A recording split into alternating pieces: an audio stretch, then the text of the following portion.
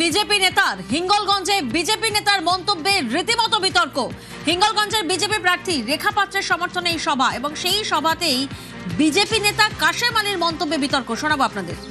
Rigging যদি করতে আসে আমার মা বোনদের বলবো, সকালবেলা তুলসী তলায় পুজো দিয়ে মা আপনার ঘরে একটা করে ঝাড়ু বা ঝ্যাঁটা আছে, ওই ঝ্যাঁটা রেডি রাখবেন। ওই তৃণমূলের হারমাদ উন্মাদ সন্ত্রাসীরা বুদ্ধ বলতে এলে আপনারা শুধু একটু ঝ্যাঁটা দিয়ে একটু হালকা করে ছুঁয়ে দেবেন।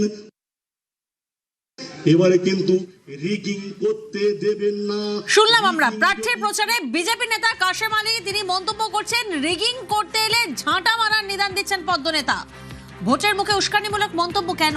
প্রতিনিধি অনুপম আমাদের সঙ্গে রয়েছেন। অনুপম, কিভাবে দেখছেন স্থানীয়রা এই বিষয়টিকে?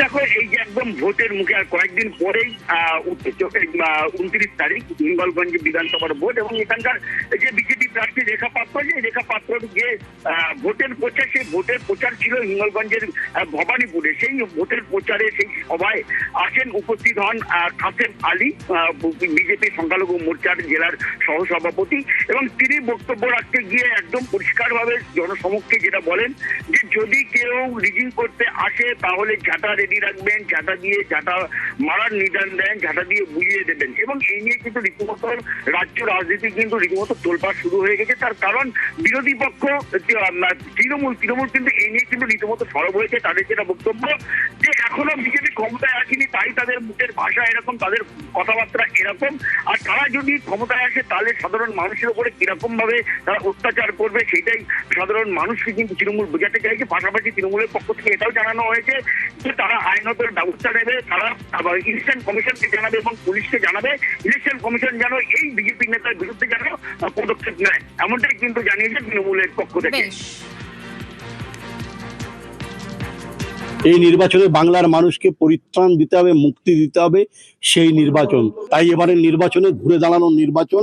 তাই মা বোনদের বলেছি, যদি 24-এর মতো এরকম কিছু ব্যবস্থা হয় বা গত পঞ্চায়েত নির্বাচনে যদি ভোট লুট করার মতো যে ব্যবস্থা তৈরি করেছিল তৃণমূল কংগ্রেস, এই সিস্টেমকে আমরা ভেঙে দেওয়ার জন্য বলেছি 26-এর নির্বাচনে ঝাঁটা ঝাড়ু রেডি রাখবেন। যদি আপনাদের ভোটদানের ক্ষেত্রে কোনো বাধা দেয় আপনারা রুখে দাঁড়াবেন। আপনি ইট মারবেন, আমরা পাটকেল ছুড়বো না। হিঙ্গলগঞ্জের এই সভা থেকে দেওয়া বিজেপি নেতার এই বক্তব্য সম্পূর্ণ উস্কানিমূলক। সাধারণ মানুষকে অস্ত্র হাতে তুলে নিতে বলছেন, অর্থাৎ আইন হাতে তুলে নিতে বলছেন। এরকম বক্তব্য কোনো মতেই সমর্থনযোগ্য নয়। আমি নির্বাচন কমিশনকে অনুরোধ করব, যারা এই ধরনের বক্তব্য দিয়ে শান্ত বাংলার জনগণকে অশান্ত করার চেষ্টা করছে তাদের বিরুদ্ধে অবশ্যই আইনানুগ ব্যবস্থা নেওয়ার জন্য।